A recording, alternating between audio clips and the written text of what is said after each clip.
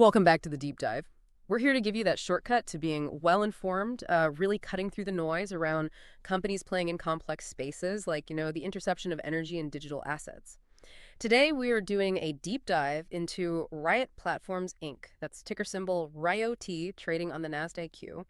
We've looked at the data, and as of market close October 26, 2025, the stock closed at $21.42 per share. And the real core question here, the mission for us today is this. Is Riot just, a highly volatile way to play Bitcoin? Or is something bigger happening? Are they actually transforming into a key piece of America's digital infrastructure by leveraging their power assets? We really need to analyze if this whole monetizing megawatt strategy can genuinely de-risk the company and unlock value beyond just where crypto prices are going day to day. That really is the tension, isn't it? Okay, let's get into it. Time for Chapter 1. Business analysis. So this vertical integration seems key to their whole approach. They're not just buying power, they're controlling the whole infrastructure around it, turning electricity, their biggest cost, into an advantage. That's the idea, right? Exactly right. And if you look at their Q2 2025 numbers, it breaks down into sort of three main revenue streams. First, and still the biggest by far, is Bitcoin mining. Okay. That was about 92% of revenue, roughly $140 million in Q2. And that number, well, it lives and dies by the price of Bitcoin and how efficiently they mine. 92%. Wow. Okay. What's number two? Second is engineering. This comes from their subsidiary ESS Metron. Now, externally, it brought in about $10.6 million in Q2, selling electrical gear, switch gear. But the really crucial part is they make this stuff internally. This secures their own supply chain for building out these huge facilities. They avoid bottlenecks and markups that hit competitors. Right. That makes sense. A built-in advantage. And the third leg? The third one is maybe the most strategic. Power and demand response credits. They made about $8.3 million in Q2 from this, mainly working with ERCOT in Texas. Ah, the Texas grid. So how does that work, monetizing megawatts? Well, think about it. When electricity demand spikes, maybe during a heat wave, ERCOT needs power. Riot can instantly stop mining Bitcoin, which uses enormous amounts of energy. The grid actually pays them significant amounts not to consume power during those peak times. So a moment of high cost, high electricity prices flips into guaranteed revenue for Riot. It's a hedge. A hedge against low mining profits. That's clever. And they're doing this at scale. Immense scale. I mean, their Rockdale facility in Texas is already one of the biggest in North America. Yeah. But the new Corsicana site, projections say it could be the world's largest dedicated Bitcoin mining facility. We're talking a potential 1 gigawatt capacity. 1 gigawatt. That's huge. It is. And their targets reflect that ambition. They're aiming for 40 exahashes per second by the end of this year, 2025, and pushing towards 45 EHs by early 2026. That's targeting something like 4% of the entire global Bitcoin network hash rate. Okay, so that massive power infrastructure, that 1 gigawatt potential, that seems like the foundation for this pivot everyone's talking about, right? Moving into hosting for high-performance computing, HPC, and AI data centers. Is that real or just talk? Oh, I think it's very real. The demand from AI is just colossal, and it needs stable, massive power supplies. Riot has the land, they have the power contracts locked in, they have the infrastructure build-out capability thanks to ESS Metron. So they're positioned to capture that AI boom. Exactly. This AI pivot is their big diversification play. The goal is to create more stable, potentially higher margin revenue streams that aren't tied directly to the daily swings of Bitcoin's price. And that ties into surviving the post-halving world where efficiency is everything for miners. But what about their competitive moat? Is it just scale? Scale is part of it, but the real moat, I'd argue, is cost leadership. In Q2 2025, they hit an average power cost of just 3.5 cents per kilowatt hour. 3.5 cents. Yeah, that's incredibly low. It's industry leading. For a new entrant trying to compete, securing that kind of cheap power long-term, plus the massive capital needed for facilities, it's a huge barrier to entry. Okay. That level of operational execution and strategic investment points towards strong leadership. Let's transition now into Chapter 2, Management Evaluation. Yeah, the leadership team seems quite complimentary. You've got Executive Chairman Benjamin Yi, who's really credited with turning the company around and crucially raising over, $1.5 billion in capital. Right. And then there's CEO Jason Les. He brings that deep, granular operational know-how. He's been involved in the Bitcoin space since way back in 2013. They seem pretty aggressive when challenged, don't they? Thinking about that New York Times piece. They absolutely are. They push back hard and publicly against the environmental claims in the NYT article.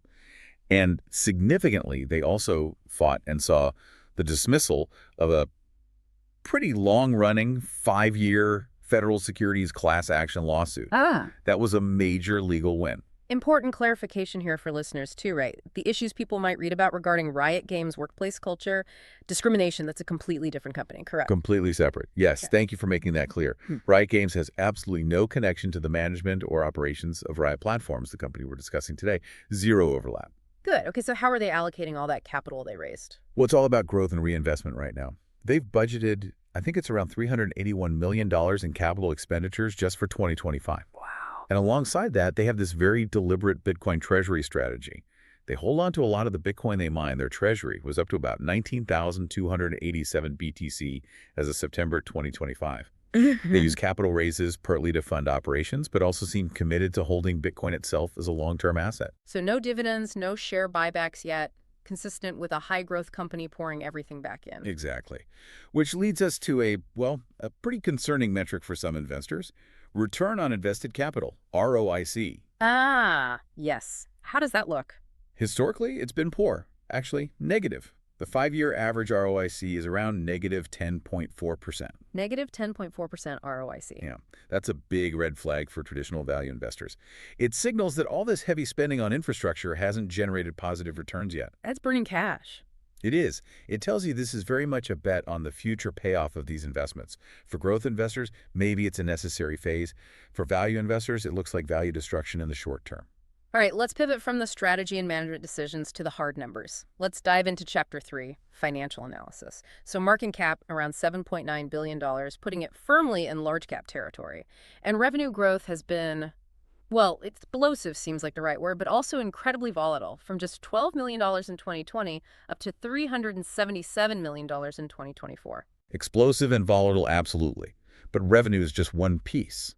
Profitability and cash flow tell a different story. Earnings consistency, it's just not there. Right. They had a net income of about $109 million in 2024, which sounds okay, but it was surrounded by years of significant losses.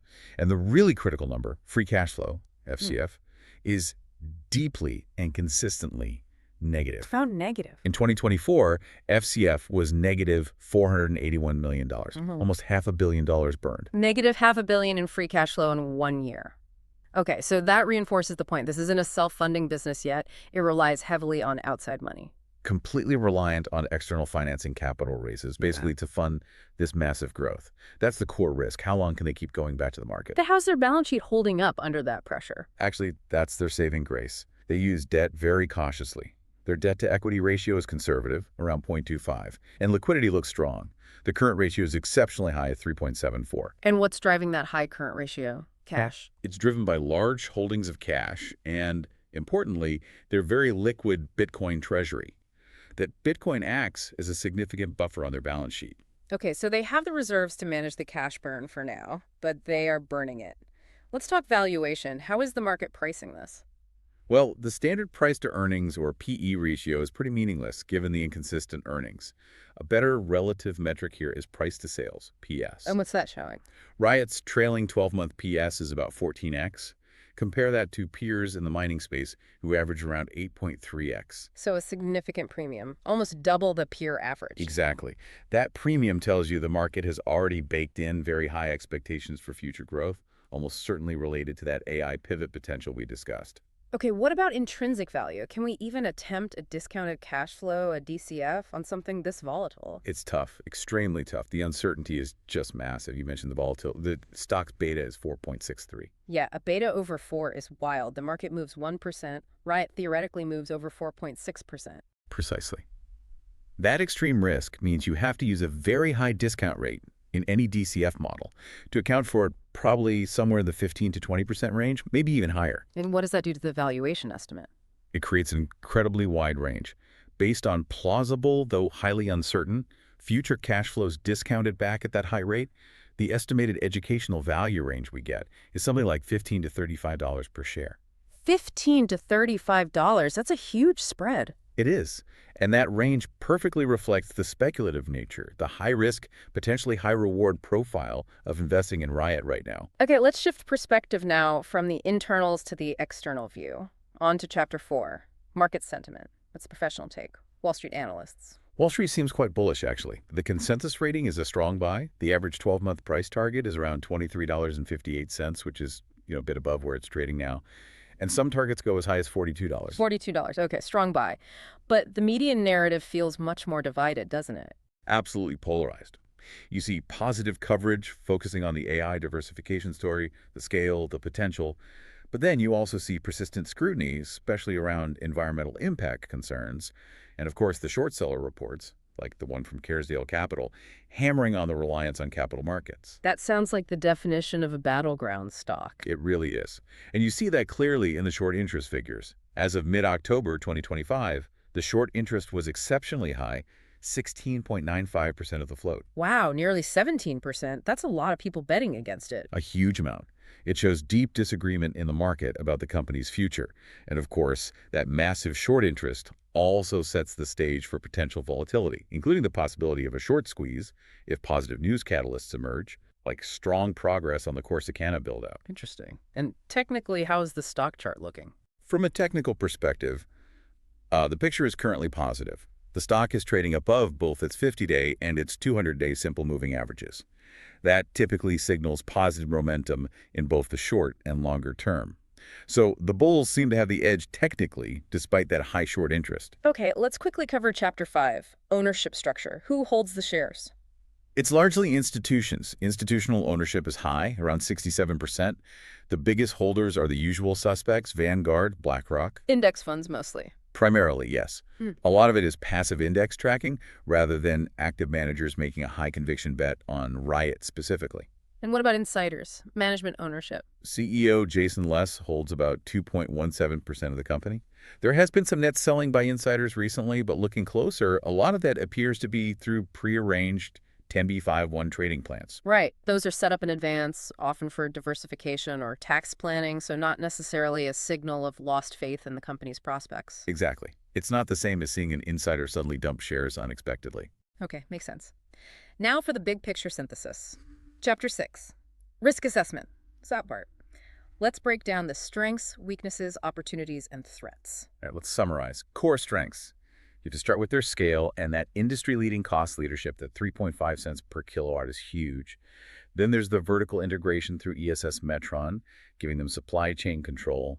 And finally, that fortress balance sheet with low debt and lots of liquidity. Pretty compelling strengths. What about the flip side, the weaknesses? The weaknesses are just as significant. First, that extreme revenue concentration, still over 90% tied to volatile Bitcoin mining. Second, the lack of consistent profitability and the ongoing negative cash flow. And third, geographic concentration being almost entirely reliant on Texas and the Euraco grid carries inherent risks, whether regulatory changes there. Okay. Strengths, scale, cost, integration, balance sheet. Weaknesses. Bitcoin dependence, unprofitability, Texas risk. What are the big opportunities? The main opportunity, without a doubt, is the AI and HPC data center expansion. If they could successfully pivot even a portion of their massive power infrastructure, like Corsicana, to serve AI clients. Stable revenue, right? Higher margins. Potentially much more stable, higher margin revenue. That could lead to a fundamental re-rating of the stock. The market might start valuing it more like a data center infrastructure company, which typically commands higher multiples than a pure-play crypto miner. That's the dream scenario for bulls. But what are the major threats that could derail this? The biggest new threat is geopolitical, specifically the new U.S. tariffs imposed back in August 2025. We're talking tariffs of 21.6% on hardware from Southeast Asia and a whopping 57.6% on hardware from China. And miners need a constant supply of new, efficient hardware. Exactly. This hits their growth model directly. It significantly increases the cost of capital expenditure needed for miner upgrades, which are essential to stay competitive, especially post-halving. It directly pressures their cost leadership advantage. So that new tariff is a major headwind. A major one. And it compounds the existing threats. Ongoing Bitcoin price volatility, which dictates their core revenue, and the constant pressure of technological obsolescence, meaning they always need to spend heavily on the latest, most efficient mining rigs just to keep up. That spending just got a lot more expensive. Okay, let's pull this all together. Time for Chapter 7, conclusion. So, summarizing the bull case, you've got Market leadership in terms of scale, a strong, defensible moat based on low-cost power, a very solid balance sheet providing resilience, and this really compelling opportunity to diversify into the booming AI data center market. That's the bull side. The bear case focuses on that fundamental, unavoidable dependence on the highly volatile price of Bitcoin. It highlights the speculative nature suggested by the consistent negative free cash flow they need external money to survive and grow. And now, these acute cost pressures from the new hardware tariffs threaten their core competitive advantage. So bringing it back to valuation, our educational intrinsic value range derived from the sources was incredibly wide, $15 to $35 per share. That's right. And the current share price, as we noted, is $21.42. So it's trading, kind of in the lower to middle part of that extremely broad range. Which makes sense given the balance of risks and potential rewards. The final takeaway really has to be this. Riot is absolutely not a traditional value investment. It's a leveraged bet, a growth vehicle. Its success hinges on basically three things happening. One, the long-term price of Bitcoin needs to appreciate significantly. Two, management needs to successfully execute this complex, capital-intensive pivot into AI data center hosting.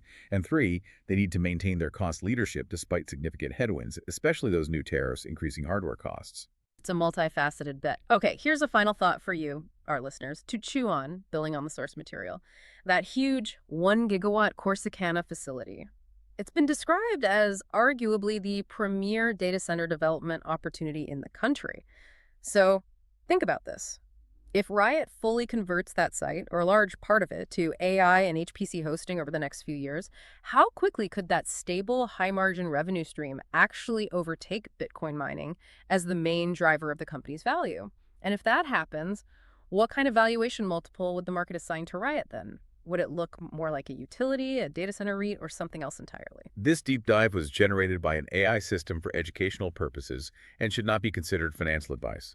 Please conduct your own research or consult with a qualified financial advisor before making any investment decisions. And please like and subscribe to Stock Analytics AI. For just $4.99 a month, you get access to our full playlist that's 500 deep dive videos covering every single stock in the S&P 500. And coming up next, exclusively for our members, we're tackling the NASDAQ 100. Plus, members can request specific stock dip dives. Just drop the ticker symbol in the comments section and we'll get it researched and produced for you. Thanks for diving deep with us today. We'll see you next time.